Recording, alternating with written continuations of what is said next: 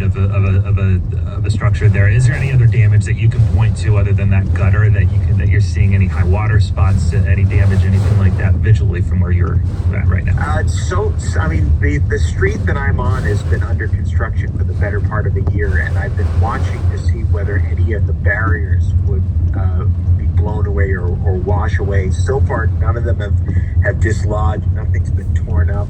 The street itself is pretty well flooded at this point, and I'm just watching to see whether any of the garage, any of the garbage cans that people have left out, which unfortunately they left out, even though the mayor is warning people to take them in, to see whether they would blow away or turn into missiles. So far, just a few of them have been knocked over.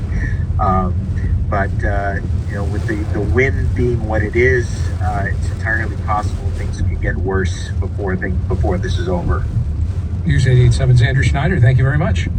You're welcome. And we're seeing a lot of high water throughout the roadways in Houston on IH-10 eastbound at Houston Avenue, multiple lanes with high water. That always always floods there. Yeah, 59 Southwest northbound at Dunleavy as well, and then a few spots on Beltway 8. Again, the advice is, if you can, stay off the roads. Yeah. We have been spending a lot of time, naturally, understandably, following kind of the storm's path, particularly on the west side. But we haven't really talked about what's happening on the northeast side, and really like far northeast, outside of the Houston area. And there is one story the Houston Public Media has been following, and that is the condition of Lake Livingston Dam. This is east of Huntsville, about 45 miles northwest of Conroe, 90 miles or so northeast of Houston. It was damaged during that derecho, and there have been these mitigation efforts underway ever since. And they were trying to get the dam repaired, and there seemed to be a real threat that it could fail. My understanding is that the plan was that was all supposed to be done by today. And so I'm really curious to see, did they actually get it done before any of this? Well, we were updating that story constantly throughout the morning last week, because they were in anticipation of, possibly something like this occurring. But yeah, that'll be an area to watch for sure, to see that Lake Livingston Dam up there. If you are on the northeast side, we'd like to hear what you're dealing with this morning. If you're on the northwest side, southwest, southeast, in town, anywhere in the Houston area, you would like to let us know what it is you're experiencing, if you're with or without power, with or without rain, with or without floods. Yeah, do you have power? Right now, more than 1.1 million households in Houston, according to Centerpoint, are without power. Yeah, it's a lot of customers lacking electricity. But whatever the case may be, you can give us a call at 713-440-8870. You can, if you have access to, whether you have Wi-Fi or your smartphone, what have you, you can email us at news@houstonpublicmedia.org. You can also reach out at talk@houstonmatters.org. Phone number again, 713-440-8870. Craig, you were just talking about the Lake Livingston Dam. The good thing about that situation is that the majority of the rain is along the coast, is along to the southwest side of the greater Houston area. If we're looking at the New Caney area, really, as we approach Lake Livingston, we're only seeing rainfall totals of about 1 to 2 inches, which is what we would expect, too, with a tropical storm.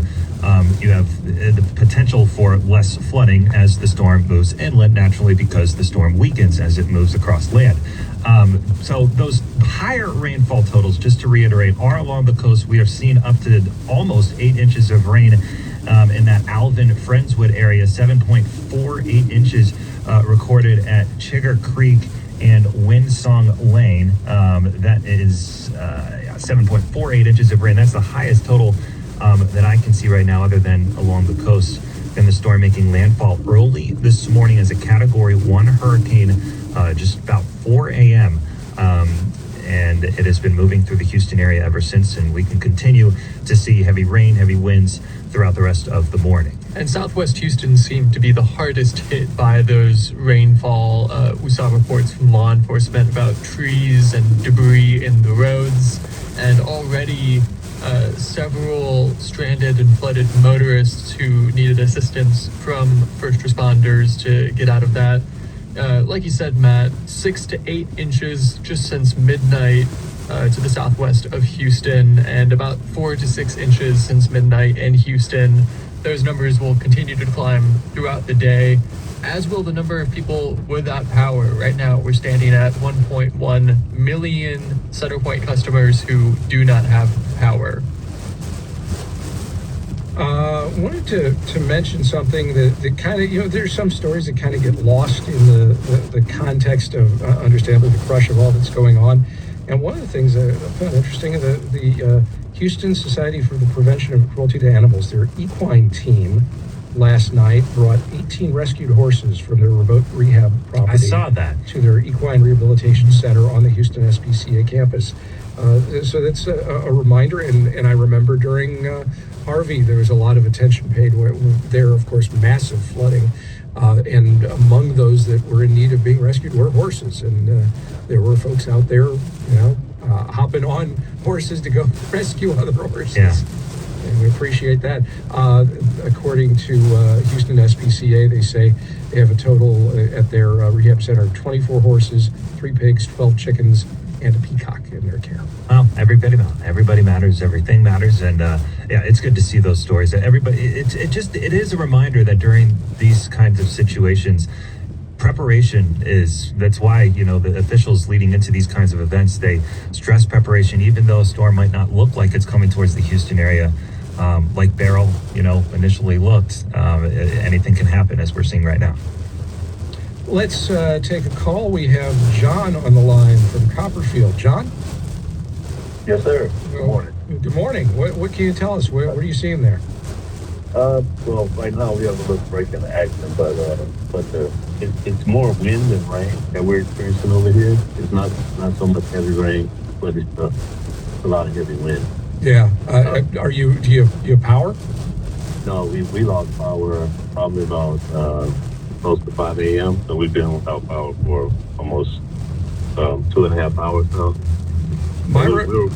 We were in the first wave of people to lose power, unfortunately. My recollection is that Copperfield was one, and I don't know how long you've lived there, but it's one of those communities that kind of got thrashed by flooding, I think, during the tax day and Memorial Day, and then Harvey a couple of times there. Yeah, that's correct. Yeah. Did that happen to your home? No, fortunately, I'm in a higher plane, so I didn't experience any flooding, but there were a lot of people around me that did. But it looks like right now, flooding isn't typically the issue in this area right now. It looks like my concern is the wind, because it looks like the eye of the storm is going to pass right over us. Yeah. So you're going to have that for the next couple of hours, at least some pretty sustained winds, and then hopefully coming out of that, whatever damage it's done in terms of down trees and down power lines and such can get repaired in a reasonable amount of time. But that's the downside. You may find yourself without power for a while here, some matter of days. Are you prepared for that? Yeah, I am. I hope that's not the case, but yeah. All right, John, thank you very much for calling. We appreciate it. Thank you. Let's go next to Henrietta. Henrietta, where are you? You're in the southwest part of town, is that right? I am. And the man I talked to, I said, thank goodness my electricity hasn't gone off. And I shouldn't have said it